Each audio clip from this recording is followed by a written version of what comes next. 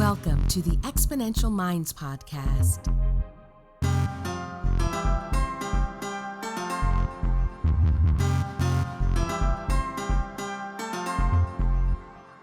The research, development, launch, and growth of new technologies is creating incredible momentum in the modern world. Join Futurist Nikolas Badminton as he talks with the innovators and the exponential minds that are tackling some of the biggest problems and creating solutions that are propelling humanity to the next level.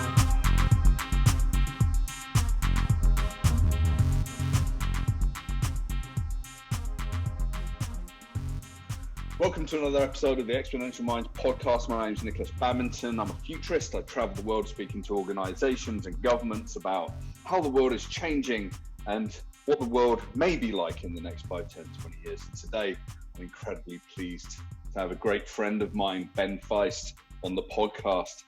Currently, he's a data visualization software engineer at NASA, which is very exciting. I met him when we worked together in advertising, and he's going to share with us some of his exciting story of how he moved from advertising via this data visualization project with Apollo in real time into working full-time with NASA. Ben, welcome to the podcast. Hey, Nick. Thanks for having me. So we're here in isolation, two different places. I wish we were doing this in the pub over a beer. But really, we met, I think, nearly sort of 8 or 9 years ago. We were both working for an advertising agency in Canada. And then, after a year or so of knowing each other, you said, hey, Nick, check out this project I've been working on. And it was Apollo in real time. And that was for, I think, Apollo, what was it, 17? Yeah. Apollo 17 was the first one. Can you just take us through a little bit about, your background and how you became this contractor for NASA? Sure. Well, it's a kind of a crazy story that I still don't fully understand how the world lucked out, or I lucked out in relation to the world to such an extent. But really, I graduated from university with a computer science degree in 1994 or so, and back then the internet was dial-up 28K modem world, and it was something that you used in the library to look at card catalogs of other universities, which was mind-blowing, And I always liked the idea of making things that you could see. My dad is an artist, and he's also a computer programmer that has been making things really for his own entertainment for his whole life. And I, as a young kid, would watch him making multimedia things happen, and he could, read manuals and make something move from left to right on the screen, and we'd both get very excited about all that stuff. So my sensibilities around what computers are for have always really been about trying to make you see something, and I'm less interested in, the back end data aspects of all that stuff, emotionally anyway. I mean, I know how to do that. You have to do that if you work in the industry. But I never wanted to work at a bank or something on a back system. I wanted to make things that people could see. So that led me into advertising in the late 90s. And advertising really is a misnomer. I mean, advertising agencies, as you know, Nick, have changed greatly and expanded what they do, and expanded even more what they claim to do. And I was part of the new way to spend clients' money on the internet. So that meant building bank websites and marketing brochure websites and stuff that was Flash-based, and before that, Macromedia Director-based. And it was a great place to just always have a fresh challenge thrown at you that you weren't sure how you were going to solve.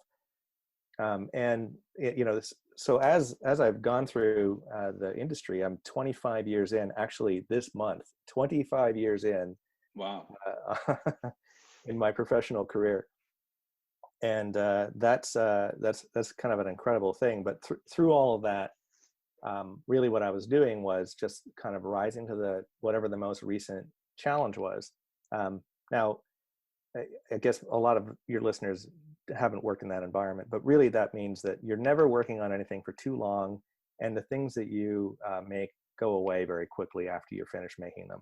I mean, there's some exceptions with like great big corporate websites and things like that that could last for years, but mostly it's something that lasts for 6 months to a year. And as things moved along, I got more interested in the Apollo program, and I thought, I wish I could get a client that would let me do stuff, for NASA. Like, imagine if I had NASA as a client, and that's too bad I can't work on NASA stuff because I don't have NASA as a client. Like, what a wrong-headed, stupid, approach to that, right? You can do anything you want. I was just always, I guess, mentally shackling myself that I wasn't going to do anything unless I was getting paid. And when you're young and you're not making very much money, and you have to spend 60 hours a week doing what you're doing to not make very much money. That's true, but I never changed that attitude as things changed for me as my career grew, until I realized in about 2009 that I could work on this Apollo stuff if I wanted, and I started doing that. And I think that's just as an idea that you had, like no one told you that you should do this. It was just, hey, this would be a good idea. Yeah, it was an idea that was something like, I had come across this website that's still online. It's called the Apollo Lunar Surface Journal, in the ALSJ. And the Apollo Lunar Surface Journal is a hypertext 1.0 website that's been online since the early 90s, and it's been added to. It's still ongoing. It's like a living document that keeps growing, and it contains transcripts and pictures and everything of the Apollo missions. And I came across this in the late 90s and could not believe that the internet had delivered this to my computer, and I could actually read what the astronauts had said to each other and to mission control when they were on the moon. And it was one of those light bulb going off moments of how rich information can be when you have access to it. And we all forget what it was like when we had to go to a library or something to try to get information, and and you had to do a huge amount of stack-based research to try to find things. Yeah. And I've just pulled it up, right? So the Apollo Lunar Service Journal. This is old internet, right? Yeah. This is, and if you think like back in the day, that blue underlined text that was a link that took you to another document was super innovative. Like that's crazy that this isn't a paper PDF document with a reference to something else that you now have to go find. You can click a blue link and instantly have access to that other thing. So this was like a great expression to me of the information revolution. And I thought immediately when I saw it, because I was a multimedia guy, like, oh my God, what if you could listen to what they were saying from the recordings while you were reading these transcripts and you were looking at the photos, and it all came together. Like it would be really compelling. What a great multimedia project that would be, only to realize that Apollo 17 is 302 hours long and the transcript is 2,500 pages in length. And the scale of what I had just thought would be cool, it was so big that, it was like no one could ever hire you to do it. And why would you ever, how could you ever do something like that? No one would sit down as a director in NASA and think, what would be a great project? Oh yeah, this is going to take thousands of hours of work, and we've got to think of completely new ways of presenting this data. And some people are going to read it on the internet. Probably didn't think about that just because it's like climbing Everest before anyone climbed Everest, right? Well, I guess it was, and somebody at NASA might have thought of it, but it's really just like, in back to the private sector world that we're from, unless it's got a budget of, the amount of hours that you have to spend doing it, it's not going to happen. Right. And the true number of brute force hours required for this was in the thousands. And really what I did, is I thought, I didn't admit to myself I was going to just do this. Like, oh, I'm so altruistic, I'm going to spend all this time. I actually thought, because of my training and ability as a developer, I would be able to come up with clever ways that would automate parts of this process that would have required it to digitize all this material and to get it into a time-based format, which is really what Apollo in real time is all about. And it turns out that wasn't possible. I mean, I used a lot of those kinds of techniques to shorten the task, but it came down to actually having to read every line of text and correct what the timestamps were of what people said based on the original recordings. And so that it's a very long story to describe how that work was done. But essentially that became something I did on evenings and weekends after work.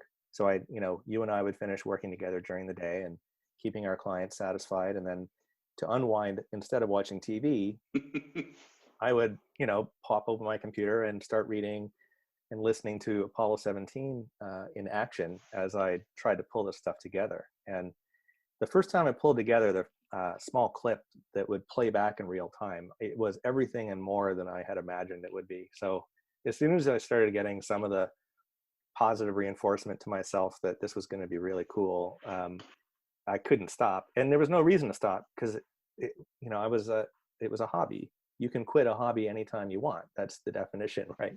It's a job you can quit anytime you want. And, as soon as I'd work on it for too much, because you do go a bit cross-eyed doing this kind of work, and a lot of it's just data cleaning, raw data cleaning. It's not higher level problem solving. It's just work. You just step away, take a few nights off, and it gets done. It took me 6 years to do Apollo 17. Right, 6 years to do Apollo 17. I want to talk to you because if you go and look at Apollo in real time and you go back to Apollo 17, this first project that you worked on, you've created an interface where you've been able to take audio and video. This is all publicly available, and then you've got images, but you've also got this navigation, and it feels like it's like a dashboard for someone at NASA, right? In a way. Well, yeah, thank you. But I'll take that as a compliment. But at the same time, how do you start approaching this? I mean, we've more recently spoken about how you've created this world of no narrative storytelling, but how did you evolve this to become something that's ultimately usable, but can take you in sort of 1,000 different directions at any point of each of these missions? Yeah, it's kind of a new model. And this is all post-rationalized, just to be clear. This isn't like I woke up one morning and saw this vision and tried to enact it. Like I'm trying to explain why it works now. It is really, if you go to any point in the mission and there is nothing happening for an hour, you hear radio static for an hour, and it's the actual radio static that came down from space for that hour. But you can quickly click with your mouse and go to another point in the mission. And so just to summarize how this thing works, it's doggedly about when everything happened. And the way that you navigate to a point of when is you just go to a current mission time. There's a bunch of different metaphors on the screen that'll help you get there. But that current mission time might contain a photo was taken at that time. And if the photo was taken at that time, it appears the moment it was shot.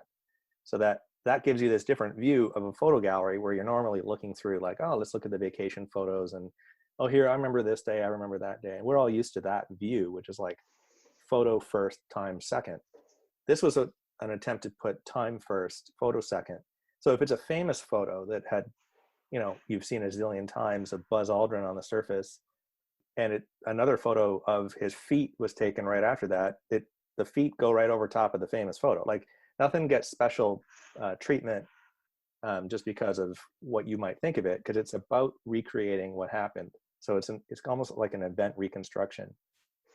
So the interface really is just what are some of the different problem solving that you need to do to try to make, for example, you can use your mouse to scrub through 300 hours of material. So in order to do that, you can't have one scrubber. There's not enough pixels on the screen to get to every second if you do that. So I needed 2 levels of zoom that get down to 1 pixel per second.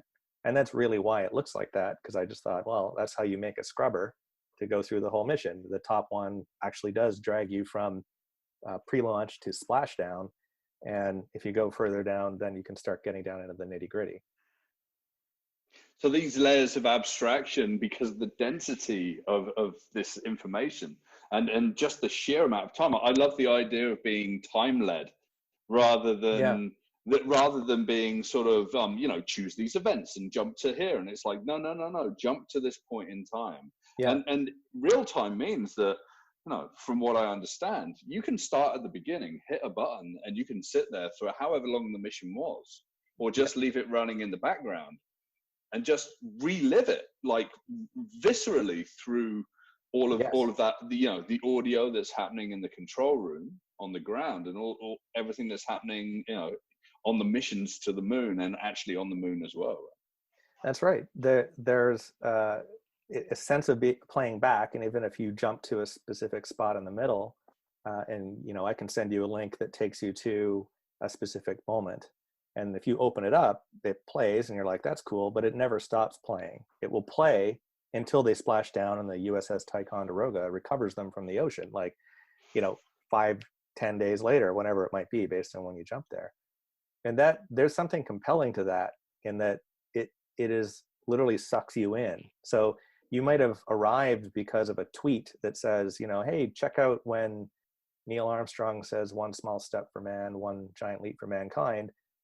And you see that and you hear it and you see what the TV was showing when he said that, but then it'll just keep playing until, and that's Apollo 11, by the way, it'll keep playing until the end of the mission. So what you do is you wind up actually pulling people in past this short attention span that we, as marketers, I was taught people have on the internet. Because we're, everybody's so focused on clicking ads, which almost nobody does. And then how long do they spend on the marketing website they click through to? Well, nobody spends more than 3 seconds on one of those websites. Right. We're all used to measuring like amazing successes in seconds. And the average time spent on Apollo 13 in real time was over 17 minutes per user. And that's just an entirely different, that doesn't mean it's more successful, by the way. It's negatively financially successful for me. So it's not a good comparison to marketing, but it is an entirely different use of the internet. And it's kind of back to what I always thought this stuff was all about back in the 90s, and when we were all imagining what the information age might bring. Yeah, I mean, this isn't someone going to Amazon and scrolling for hours and choosing things to buy and then suddenly walking away and something comes through the mail. This is someone sitting down, potentially 17 minutes, maybe even longer.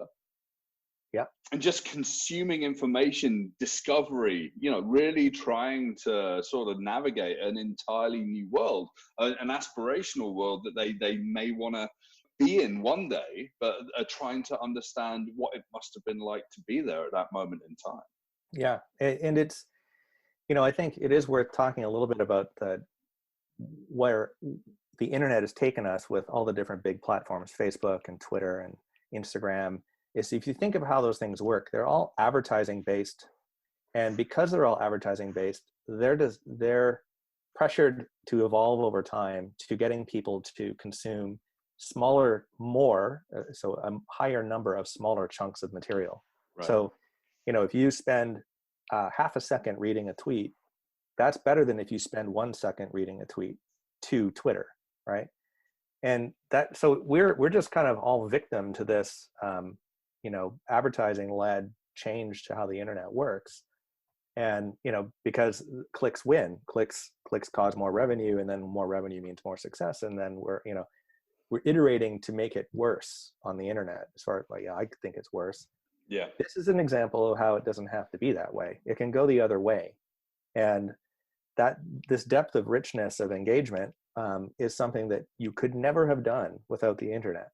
I couldn't have made this a CD-ROM. It would have been about 400 CD-ROMs tall, the amount of data that's on this thing. And it's just kind of at your fingertips, just like that first experience I had in the late 90s on Apollo Lunar Surface Journal. So I would argue that the majority of the internet is worthless, right? We both worked in advertising. We both stood there in boardrooms, and we both said, let's tell stories, let's do this. And we both probably heard clients say, you know what, we want a social media campaign like Barack Obama had to get himself elected. Or we want to tell stories like Oprah Winfrey tells stories. And we were working with, account people that weren't as brave as maybe we were to stand up and say,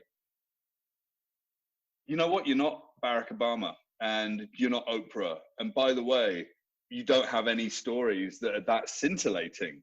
So yeah, you're an insurance company. Nobody wants to have a relationship with you. Yeah, here's a bunch of bang sort of images. 5 seconds, done. 5 seconds, done. 5 seconds, done. Pre-roll. Have we moved the dial? Great. I once did a campaign for one of the world's largest technology companies, maybe based out in Seattle. And they said, right, okay, we've got $124 million to spend on paid advertising, which I kind of was my mind was blown. About $300,000 on web. It's like, cool, we can play with that. And it's like, what do you want to achieve? And they're like, yeah, we just want people to, feel like they feel like they like us a little bit more. I'm like, what? Don't want people to click through and buy. They're like, oh no, we just want people to like us a little bit more. And it's like the internet's become this low value, high frequency world, right? In fact, I would argue that during this pandemic, we're connecting on Zoom. Everyone's connecting on Zoom. We're probably having a better relationship through internet-based technology today because we're actually having conversations in a way versus spending that exact same amount of time, deep in emails and deep in Facebook and Instagram and whatever, right? But I want to come back to this because this is the opposite of reductionist ad-based world. This is a deep story that happens over days, millions of seconds, with lots of data at every single point. Yeah. And you started this in 2009. Yeah. And for a number of years you built this out. When did people start paying attention to this stuff? Well, it didn't really go online until December of 2015. So Apollo17.org went online for the anniversary. So it's an extra special experience emotionally if you can follow in real time on the anniversary of the mission, because this now drops you into what was happening right now during the mission. At that time, 45 years ago, I think that was the first year that I put it online. Is that right? No, 44 years ago, I think was the first year. So that, that's a bit of an esoteric question, but for Apollo 11 in real time this past summer, it was exactly 50 years later, the 50th anniversary of the first landing on the moon. What were they doing on the mission right now? And that is a compelling enough question that will get people to go check it out and get hooked. That first view where they're jumping in like right now they're suddenly on along for the ride on the mission, and it's the whole thing. It's not some, a half-hour documentary about the mission or something that's being explained to you. It's just letting you witness it. So that's the idea of the no narrative, that is what I've come to call it, is I think it's working, and it works across the political spectrum, and it works across genders. And it's because it's just go watch for yourself what they did. Don't, get this person's take on it or that person's take on it, or someone else trying to put their own spin on the reality. And we're also allergic to spin now, which, we could talk about on another podcast for a whole hour, about what's been happening in the public discourse due to the same changes in social media and the information age and misinformation age, or whatever you want to call it. This gets away from that, because it's literally only first order things that were recorded during the mission. So I don't allow into it any interpretive works. There's actually some exceptions to that. For example, I've made 3D renderings of where they drove on the surface of Apollo 17, but these are based on historical data of where they were, and lunar reconnaissance orbiter data of recently taken pictures of the surface, so I can make 3D renderings of that. Another example of an exception would be the academic papers that have been written about the samples that were collected. So that's derivative work. But this is a jumping off point. So you get to the point where they pick up that rock, and then suddenly you can see the 50 years of scientific research that went into the research that was done about that rock, and what did we learn about the universe because of this sample that was brought back. So again, pause the mission, and now suddenly pivot around that moment and go down another lateral exploration of reading about the science, or reading what, how was the crew feeling in this moment, like the post-mission commentary, for example. You could pause and then read like paragraphs of information about what was happening and what did they think was happening at this part of the mission. Did you, once you released Apollo in real time for Apollo 17. Did you actually send it to NASA? Is that how they found this? No, I didn't have any contact to anybody at NASA, and as an outsider, NASA is very good at basically having a wall that you can't get through to get inside, because Right. there's a lot of crazy people out there that take an interest in NASA, and the faucet of garbage, I guess, that would be pouring into the organization is pretty substantial, right? So Right. so you can't just email someone and go, hey, I'm a guy that built a thing on the internet. You don't know me at all. Check it out. Because it will be in the inbox with 500 other people claiming the moon landings didn't happen, or some kind of other bizarre stuff that comes from the public. And so I needed to wait for someone at NASA to notice it, and someone did, and they called me up and said, hey, I just came across this website. It's really cool. And I think you made a mistake in the transcripts at this spot. I think it's this person talking, not that person. And I was like, great, thank you. I'll fix that right away. And I started this dialogue with a gentleman named Noah Petro from Goddard Space Flight Center in Maryland. And at that point, fast forward. When was that? 2015? Was that? Yeah, that was 2015. 2015. And fast forward now, you're working with them. But they didn't hire you straight away. No. So what was that journey like from that first, their first discovery, and then that first conversation with you? What happened between then and now? Yeah, well, the world took an interest in it throughout that anniversary, and it was honestly, after working for so many years in the marketing world, it was the first thing I'd made that was noteworthy. Right. and suddenly, science publications and magazines and from around the world, because this is a universally adored topic, the Apollo missions, were saying, check this out. And it was like the internet grabbed it, a community of people on the internet. So like space enthusiasts really liked it. And then the cool things on the internet, tech world really liked it. And I was trying to basically break into different groups of people to try to get them to see it. Because I figured once you saw it, you'd get pulled in, and maybe you'd either enjoy it or you wouldn't, or you might actually get a different point of view of whether you should be interested in this topic, and all those kinds of things are of benefit. And it was nominated for a Webby Award in that year.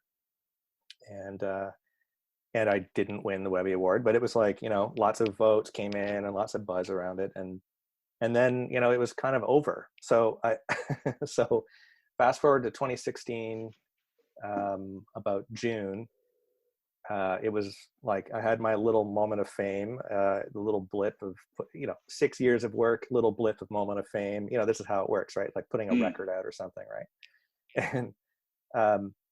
And Noah had called me at that point, and we'd struck up a friendship. It was just based on phone calls and chatting about stuff. And eventually I asked him if he had any he's the chief scientist of the Lunar Reconnaissance Orbiter mission. This is what he does at Goddard. And I was like, Lunar Reconnaissance Orbiter, do you guys have any, photos of the valley that they were in, or any other data, 3D information? Because maybe I could make renderings of where they drove and stuff, because there's no TV footage of that, because they had to turn the TV transmitter off when they drove. And Noah was like, oh my God, that's my job. Here's a huge amount of science data, like raw out of the spacecraft that, had, I was like, oh my God, now I have to figure all this stuff out. So it was my last attempt to try to make something of it. Right. Okay, well, what am I going to do for the 2016 version? Like maybe I can relaunch the thing again, but this time with all these 3D renderings in it. So I spent the summer rendering out every traverse that they did in the lunar rover. And they drove like, I can't remember the distance, like 39 kilometers in distance. And they were I think 15 kilometers away from the lunar module. Like this is a serious adventure these guys were on. And you could finally see that. And this was like using lunar reconnaissance orbiter data to make an emotional thing happen. It wasn't, analyzing the composition of the moon or any of the science that they actually launched the mission to do. And it was helping to reanimate the Apollo 17 mission. So eventually I thought it looked good enough to send it back to Noah. And I said, hey, I made something with all that data you sent me, check it out. And he opened it up and called me immediately, said, "Oh, you need to come down to Goddard and present this work. This is amazing." And I was kind of like, "Yes, please, I will happily come down to Goddard." And so that was in the summer, and he said, "Well, maybe for the anniversary in December, you can come down, and then we'll do a brown bag lunch meeting with all the scientists that work on LRO, and you can tell them about all the work that you did." And I thought that'd be a great victory lap. There's a better blip than, almost winning a Webby or whatever happened the year before. I'll be able to tell my grandkids that I went to NASA, and then, cherry on top of the sundae of this whole project. And now I can move on to something else. Right. And it was literally the day that I gave the presentation, and after the presentation, another guy there named Jacob Bleacher, who's Chief Exploration Scientist of the Human Exploration Operations Mission Directorate at NASA. They've got really long names for everything in NASA, right? That basically means putting people in space. Right. Directorate. He's the chief scientist of that. You can imagine there's a lot of other parts of NASA where we're sending probes and robots into space. This is about people. And so exactly Apollo 17 style science being conducted on the surface.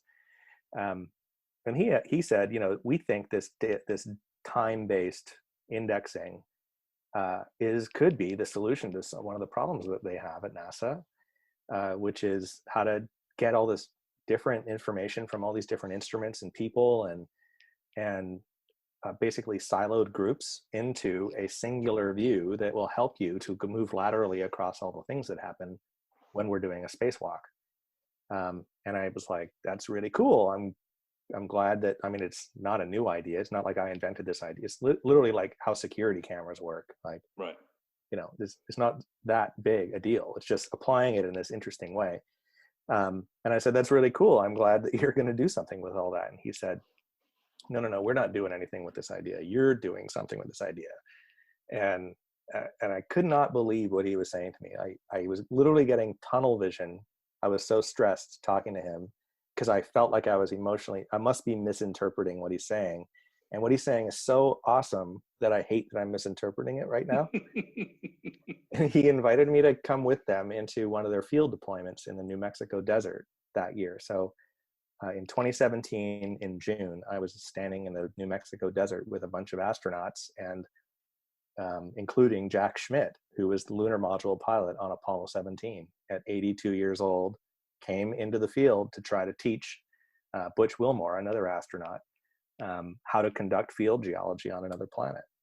And I'm standing there helping them to organize their field data as they gathered it. So, this was a continuation of, I'll be able to tell my grandkids this, I'll be able to tell my grandkids that. It just keeps going. And now here we are in 2020, and I'm still pinching myself that I get to work this. So at that point in the desert, you were actually brought on board as a contractor then, I'm guessing, right? No, that was we can't pay you, but if you'd like to join us, we'll pay for your flight. And I was like, sounds great. Right.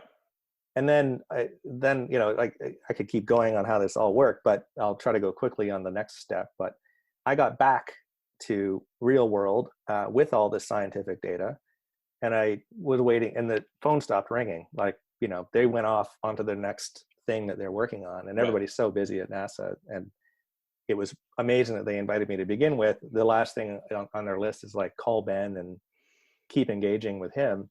Is I thought, well, why don't I make something out of all this data? I've got the data. I'm still like, I try to describe, I'm so used to having a client in an agency that tells you what to do. And then you have to deviate them off what they've just said, because sometimes it's not the best thing to do. But the momentum's coming from the client. I'm reactionary. So it's very, very different for me to be creating my own momentum. So it was, again, I kind of sat there waiting like a good agency guy, waiting for the people in NASA to tell me what to do. I'm like, well, stupid, right? Like, I've got the data. Why don't I just do something with it? And they don't know what they want. That's why they've invited me into the field.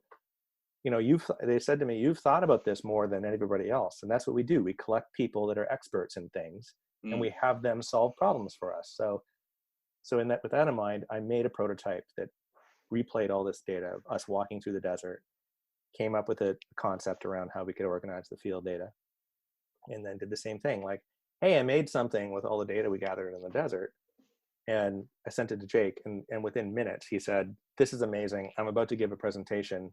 Could you, send me a video of a screen cap of this so I can use it in my presentation?" And next thing I know, it's like on the giant screen at one of their geology conferences. And it was just like, okay, what can I throw in to make the phone continue to ring? And, because I don't want engagement to stop. Then it was like, apply it to Johnson Space Center, where I work now, to the Neutral Buoyancy Lab, where they train astronauts underwater. And then that has led into applying it into mission control, where we have spacewalks happening on the International Space Station.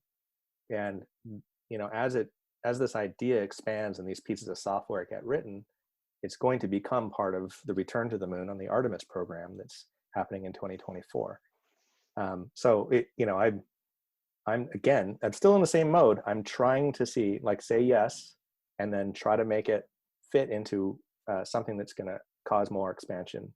And they did call me one day and just said, listen,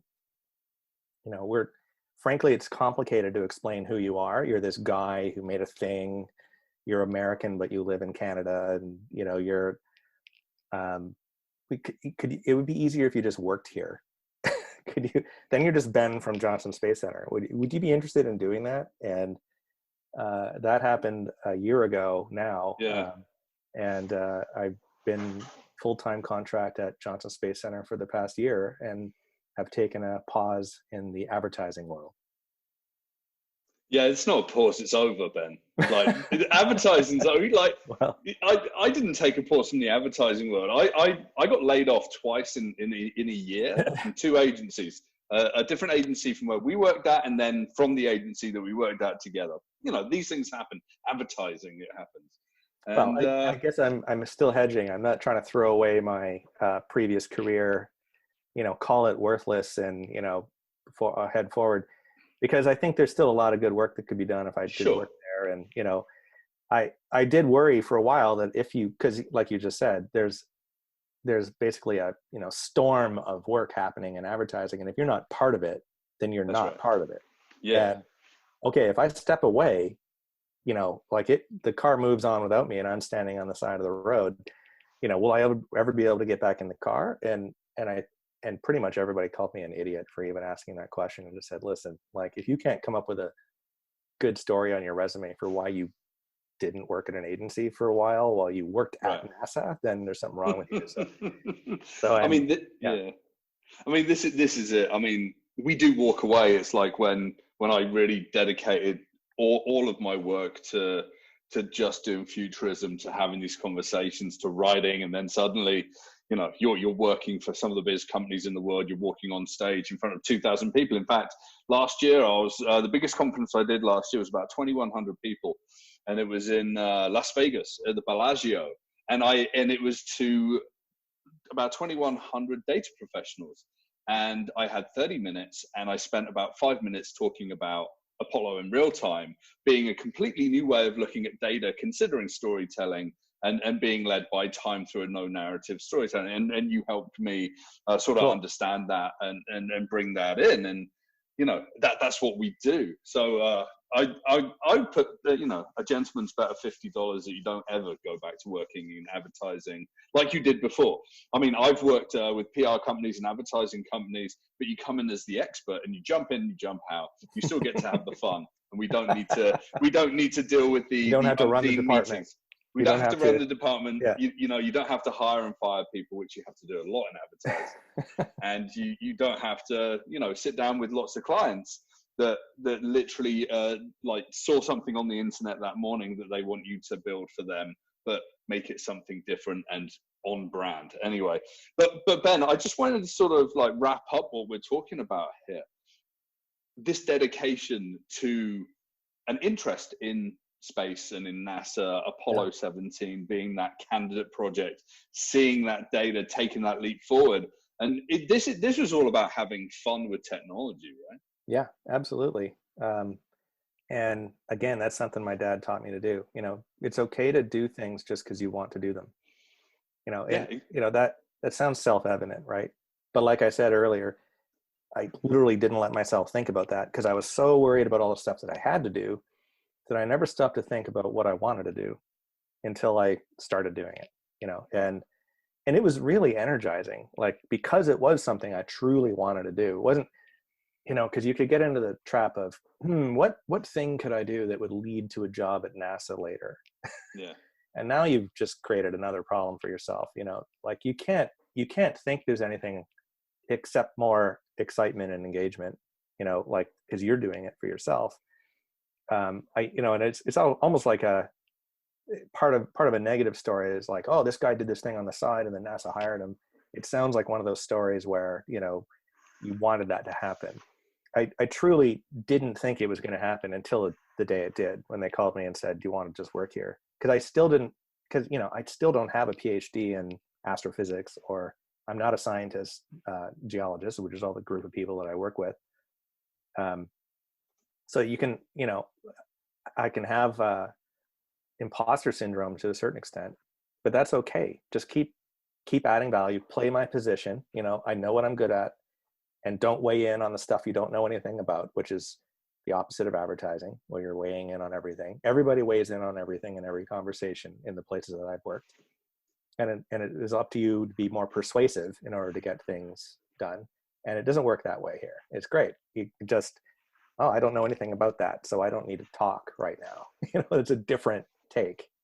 And I'm enjoying kind of learning that. And I am confident in what I'm good at. And hopefully it just continues to be something that they need at NASA, and then I'll keep going. Yeah, it's kind of interesting. You go back to what JFK said, right? We choose to go to the moon in this decade and to do other things, not because they're easy, but because they are hard.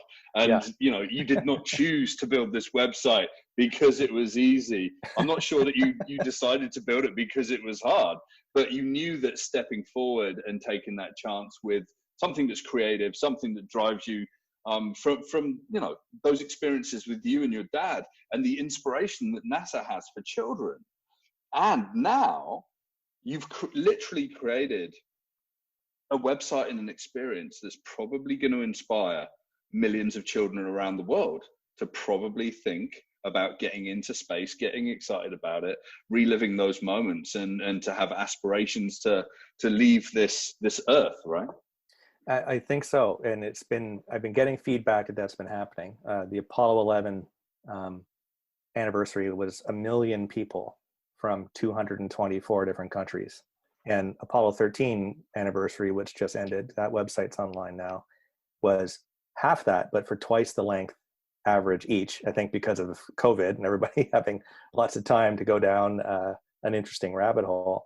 And that was from almost the same number of countries. I think it was 214.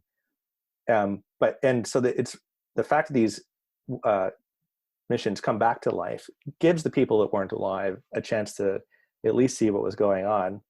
And even more exciting for me is that now, from this position of what we're doing within NASA, is as I continue to progress to the Artemis program, is this could be how the world experiences the Artemis program when it happens live. So I hope that this will give everybody in the world their Artemis moment, as it would be called, because that's how people refer to the Apollo moment that inspired a generation. And, we'll be watching the first woman walk on the moon in real time. Well, Ben Feist, it's a real pleasure chatting to you, and we could chat for hours on this. And in fact, we have chatted for hours about this previously. In fact, I've lived through some of these moments where you told me when you got a job at NASA, you told me when you went down to Johnson Space Center, you told me when you met the astronauts from Apollo 17. And every time it's very exciting for your friends to see this, but you can just see the excitement and passion in what you do around making this data come to life. Ben Feist, friend, expert in data for NASA, visualization, inspirer of children, ex-advertising professional, and let's keep it that way. I'd like to thank you very much for your time speaking to us on the Exponential Minds podcast. Well, thank you very much, Nick. It's a lot of fun.